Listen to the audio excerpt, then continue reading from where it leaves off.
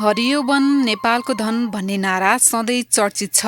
बहुउपयोगी वनलाई नेपालमा सामुदायिक, कबुलियती, राष्ट्रिय निकुञ्ज, आरक्षसँगै परिवारले समेत विकास संरक्षण गर्दै आएका छन्। आफ्नो निजी जग्गा जमिनमा विभिन्न प्रकृतिका रुख बिरुवा रोपेर वनको रूपमा विकास गर्ने क्रम बढ्दै गएको छ। अहिले चाहिँ हामीले यति भूभाग यहाँ 7 कट्ठा छ। 7 कट्ठामा चाहिँ हामीले व्यावसायिक रूपमा टिक खेती गरेका छौँ।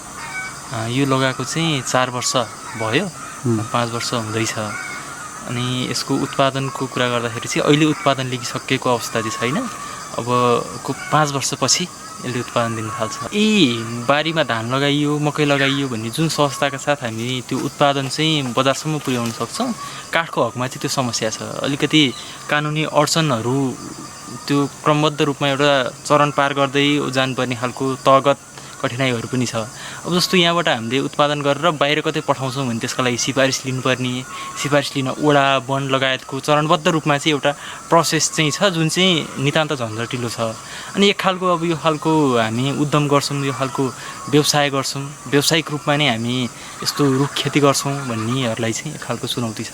वन विकास र संरक्षणमा धेरै परिवारको चासो र अग्रसरता देखिन्छ।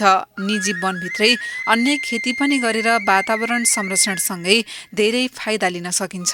तथ्याङ्क विभागको अनुसार सन् 2011-12मै नेपालका 54,23,297 घरधुरी मध्ये 13,26,492 घरधुरीसँग पारिवारिक निजी वन थियो, जसमा 5,32,39,992 वटा रुख थिए, जसमा 0.1 देखि 10 हेक्टरसम्मको पारिवारिक निजी वन रहेको तथ्याङ्क छ। देशभरका पारिवारिक निजी वन भएका कृषकहरूले साझा चौतारी र सशक्त नागरिक संगठनको रूपमा पारिवारिक निजी वन संघ नेपाल एफन गठन गरेर हक अधिकारका लागि क्रियाशील छन्। पारिवारिक निजी वन संघले वास्तवमा किसानहरूको सवाललाई अगाडि बढाउँदै आइरहेको एउटा संस्था हो। यो 2071 साल फागुन 24 गते स्थापना भएको यो संस्थामा किसानहरू लगभग 8,000 लगभग चाहिँ यो पारिवारिक निजी वन संघको सदस्यहरू हुनुहुन्छ। र यो पारिवारिक निजी वन संघले वास्तवमा किसानहरूले आफूले उत्पादन गरेको बोट बिरुवाहरू आय आर्जनका लागि आफ्नो स्वइच्छाले चाहिँ वितरण गर्न पाउनुपर्छ भन्ने यसको मुख्य उद्देश्य रहेको छ र यही अनुसार नै यो संस्था अगाडि बढिरहेको छ। पारिवारिक निजी वनको सम्भावनाको कुरा गरिरहँदाखेरि जहाँसम्म एउटा किसानले चाहिँ अन्नबाली लगाएर खाइरहँदाखेरि रुखबाट गर्ने आम्दानीहरू धेरै छन्। त्यो निजी वनमा लगाइएका वन मात्रै होइन, त्यहाँ चाहिँ लगाइने चाहिँ अरू अन्य चाहिँ जडीबुटीका कुराहरू छन्, अमृसो खेतीका कुरा छन्, अन्य चाहिँ खेतीहरू चाहिँ जङ्गलभित्र त्यो वनभित्र पनि लगाइन्छ। तरकारी खेतीका कुरादेखि लिएर हरेक कुराहरू चाहिँ रुख सँगसँगै जोडेर चाहिँ लिएर जान सकिन्छ र दुवै तरिकाबाट चाहिँ आम्दानी गर्न सकिन्छ भन्ने खालको हिसाबले यसको सम्भावना धेरै छ। त्यसले गर्दाखेरि चाहिँ व्यक्तिले एउटा परिवारले मिलेर चाहिँ संरक्षण गरेको वन यसमा चाहिँ कहीँ कतै पनि कुनै पनि ढङ्गबाट चाहिँ त्यहाँबाट चाहिँ आर्थिक चाहिँ लाभ लिइरहन खोज्दाखेरि चाहिँ सम्पूर्ण परिवार लागेर संरक्षण गरेको वनमा सबैको हात हुन्छ र सबैले चाहिँ एक खालको चाहिँ सम्मान पाउँछ भन्ने खालको कुरा हामीले लिएर हिँडिरहेका छौँ र सम्मान पाउँछ पनि, किनभने सबैको जिम्मेवारी उत्तिकै हुन्छ, सबैको दायित्व उत्तिकै हुन्छ र सबैको सम्मान पनि हुन्छ। र त्यसले गर्दाखेरि एउटा किसानलाई चाहिँ अलिकति अगाडि बढ्न अग्रसर हुनको निमित्त सहयोग पनि हुन्छ। पारिवारिक निजी वन सङ्घ नेपाल चाहिँ सङ्घीय संरचनामा गइसके पछाडि यही ढङ्गबाट हामीले हाम्रो सङ्गठनहरू निर्माण गरिरहेका छौँ। अहिलेसम्म 7वटा प्रदेशमा प्रदेश स्तरका सङ्गठनहरू बनाइसकेका छौँ र 65वटा जिल्लाहरूमा हामीले हाम्रो सङ्गठनलाई विस्तार गरिसकेका छौँ।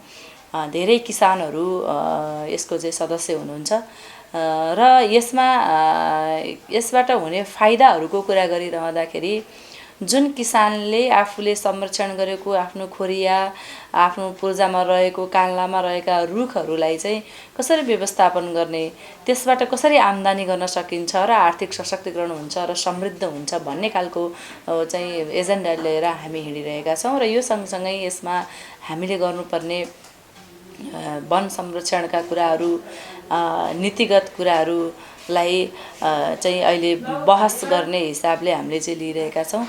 र यसमा अर्को हामीले जुन खालको यो अभियानमा किसान वन संरक्षण गर्ने किसानहरूलाई यो अभियानमा हामीले चाहिँ सँगसँगै लिएर हिँडिरहेका छौँ। पारिवारिक निजी वनका रूपमा रहेको 11% भूभाग ओगटेको वन क्षेत्र संरक्षण गर्दै आएका किसानहरूको बारेमा सरकारले खासै ध्यान दिएको पाइँदैन। नेपाली बजारमा 65% काठ आपूर्ति गरिरहे पनि नेपाल सरकारको प्राथमिकतामा परेको पाइँदैन। आफ्नो निजी जमिनमा उत्पादन गरेका काठ तथा जडीबुटीजन्य उत्पादनको बिक्री वितरणमा सहज कानूनी प्रावधान नहुनु विडम्बना नै हो। वन विकास र संरक्षणमा परिवारको संलग्नतालाई प्राथमिकता दिन सके वन क्षेत्र धेरै बढ्ने देखिन्छ। तर त्यसका लागि नेपालको ऐन कानूनमा संशोधन गर्नुपर्ने अवस्था छ।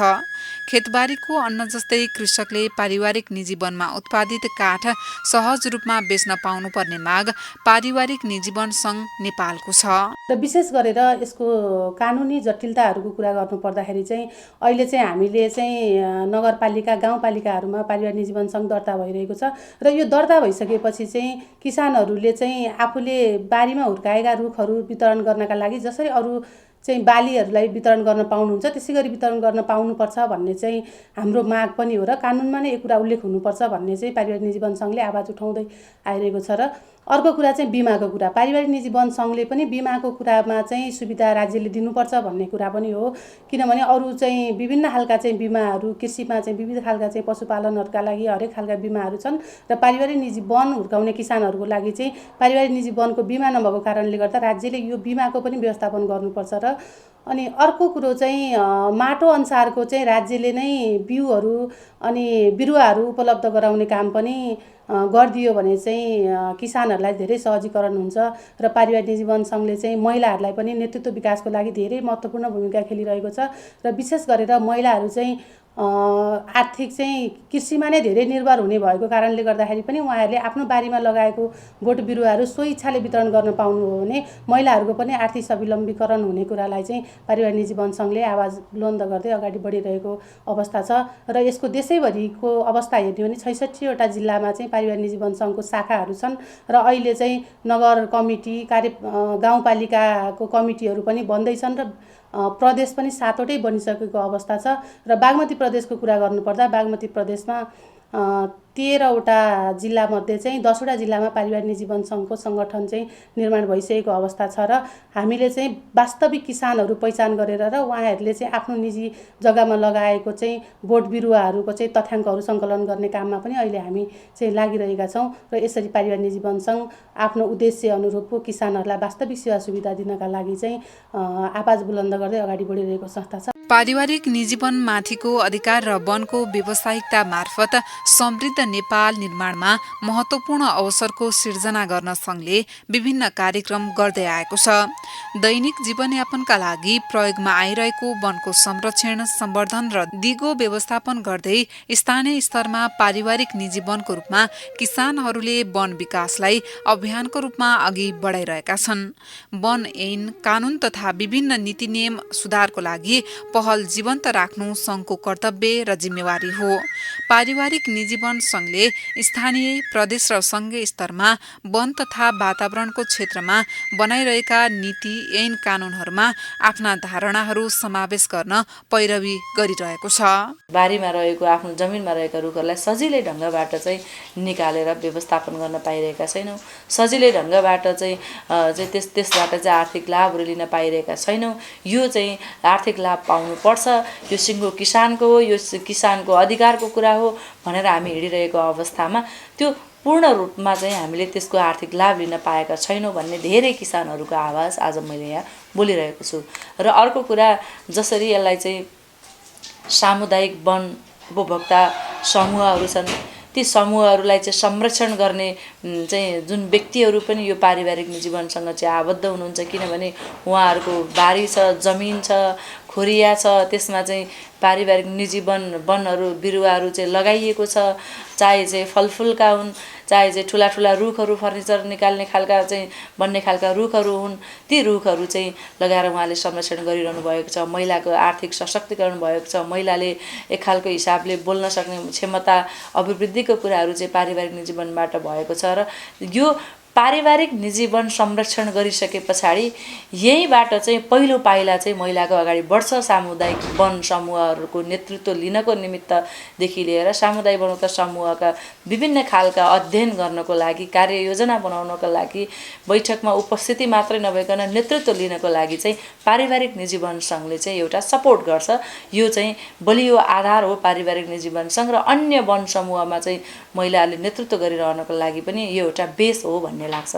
त्यसले गर्दाखेरि मलाई लाग्छ अहिले चाहिँ विभिन्न खालका चाहिँ मेरो बारीमा, मेरो चाहिँ जग्गामा एउटा सिसौको रुख छ, मेरो जग्गामा एउटा चाँपको रुख छ, मेरो जग्गामा एउटा सालको रुख छ, तर मलाई चाहिँ एउटा फर्निचरको आवश्यकता परेको खण्डमा मैले चाहिँ बजारबाट गएर एउटा पलङलाई 50,000 60,000 तिरेर ल्याउनु पर्छ। यदि मेरो जमिनको रुखलाई मैले काटेर त्यसबाट चाहिँ मैले मेरो घरमा प्रयोग हुने फर्निचर बनाउन मात्रै मैले सकेँ भने पनि मलाई त्यहाँबाट धेरै फाइदा हुन्छ, र मैले त्यो 50-60,000 चाहिँ बाहिर लगेर तिर्नु पर्दैन। विदेशबाट आयातित काठलाई चाहिँ किनेर चाहिँ मेरो घरमा सजाइरहनु परेको छ, तर मैले मेरै बारीको रुखलाई काटेर चाहिँ मेरो घरमा किन नसजाउने भन्ने चाहिँ यो मेरो मात्र होइन, यो आम किसानहरूको, आम चाहिँ पारिवारिक निजी वनका किसानहरूको आवाज हो। त्यसले गर्दाखेरि यो आवाजलाई बुलन्द गर्नको निमित्त हामी लागि परिरहेका छौँ, र यसमा सबैको साथ होस्, स्थानीय सरकारको साथ होस्, प्रदेश सरकारको साथ होस्, सङ्घीय सरकारको साथ होस्, त्यसबाट हामी समन्वय सहकार्य गरेर अगाडि बढ्न सक्छौँ, र यो सबै किसानहरूको एउटा माग पनि हो, र यो विश्व मैले राख्न चाहे। पारिवारिक निजी वन सङ्घको हरेक अभियान, पैरवी तथा वकालतका विषयहरू साना वन किसानहरूको जीवनमा समृद्धि ल्याउन र त्यसका लागि नीतिगत बहस मार्फत सङ्घीय संरचनाको परिवेशमा सबै तहका सरकारहरूलाई जनउत्तरदायी नीति तथा कार्यक्रम ल्याउन सहजीकरण गर्नु हो।